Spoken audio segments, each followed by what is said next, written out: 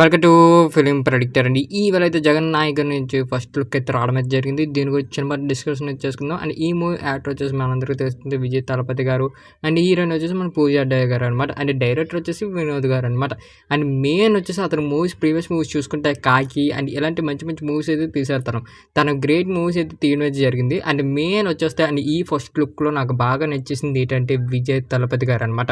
తన స్వాగ్ కానీ, తన లుక్స్ కానీ, తన గెటప్ కానీ అండ్ మెయిన్ వచ్చేసి విజయ్ తలపతి గారికి అండ్ పోలీస్ గెటప్కి ఏదో కనెక్షన్ అయితే ఉంది భయ్య. ఎందుకంటే అతను పోలీస్ డ్రెస్ వేసుకున్నాడంటే మాత్రం మినిమం సినిమా ఒక టాప్ నాచ్గా ఉంటుంది అనమాట. అండ్ ఈ డైరెక్టర్ కూడా నీట్గా చూపిస్తారు అండ్ నీట్గా థియేటర్లో అయితే అందిస్తారు. తన ఫ్యాన్స్కి ఎటువంటి డోకా లేకుండా తీస్తారు అండ్ ఈ డైరెక్టర్ అనమాట. అండ్ మెయిన్ విజయ్ తలపతి గారు ఈ డైరెక్టర్తో తీయడం అయితే నాకు చాలా బాగా నచ్చింది. అండ్ ఫస్ట్ లుక్లో అయితే విజయ్ తలపతి గారిని అయితే కొట్టారని చెప్పొచ్చు. ఆ కత్తి పట్టుకున్న సీన్స్ కానీ, అక్కడికి వచ్చి విజయ్ తలపతి గారి లుక్స్ కానీ, విజయ్ తలపతి గారు ఎక్కువ నాకు నచ్చేసింది ఏంటంటే ఆ స్వాగ్ అనేది బాగా నచ్చేసింది భయ్య. ఎందుకంటే ఆ ట్రైలర్లో వెనకతలు వచ్చిన బీజం కానీ బాగా ఎలివేట్ చేసిందని చెప్పొచ్చు. అండ్ మెయిన్ వచ్చేసి గుడ్ జాబ్ అనిరుద్ధ్ గారు అని చెప్పొచ్చు. ఇంకా అనిరుద్ధ్ గారి గురించి అయితే చెప్పక్కర్లేదు. పెద్ద పెద్ద యాక్టర్స్కి అయితే వేరే లెవెల్లో ఇస్తారు. ఇంకా అది మాత్రం మనం మెచ్చిపోవడమే. ఇంక బీజం గురించి పక్కన పెట్టే అలాగని హిట్ అయిపోద్ది. అండ్ మెయిన్ ఈ మూవీ సబ్జెక్ట్ ఏంటంటే ఎక్కువ పొలిటికల్ డ్రామా మీద ఉంటుందనేసి నేను అనుకుంటున్నాను. ఎందుకంటే పొలిటికల్ ఫోటోస్ కూడా మనకి చాలా వరకు రిలీజ్ చేయడం అయితే జరిగింది. అండ్ మధ్యలో పోలీస్ ఎందుకు వచ్చిందో అనేసి మనకు అవగాహన అయితే మనకైతే ట్రైలర్ వచ్చిందో అది కానీ మనకైతే కరెక్ట్గా అర్థమైపోతుంది.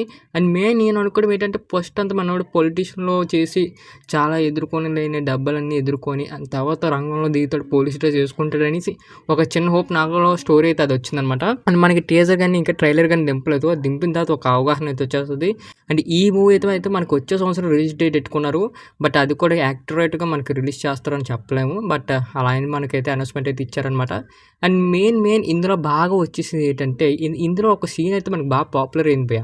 అదే రీమేక్ అనేసి. అంటే మనకి ఇప్పుడు మనకి భగవంత్ కేసరి ఉంది కదండి తెలుగులో, ఆ మూవీ రీమేక్ అనేసి చాలామంది టాక్ తెచ్చుకున్నారు. కానీ అదైతే చాలా ఫేక్ అనమాట.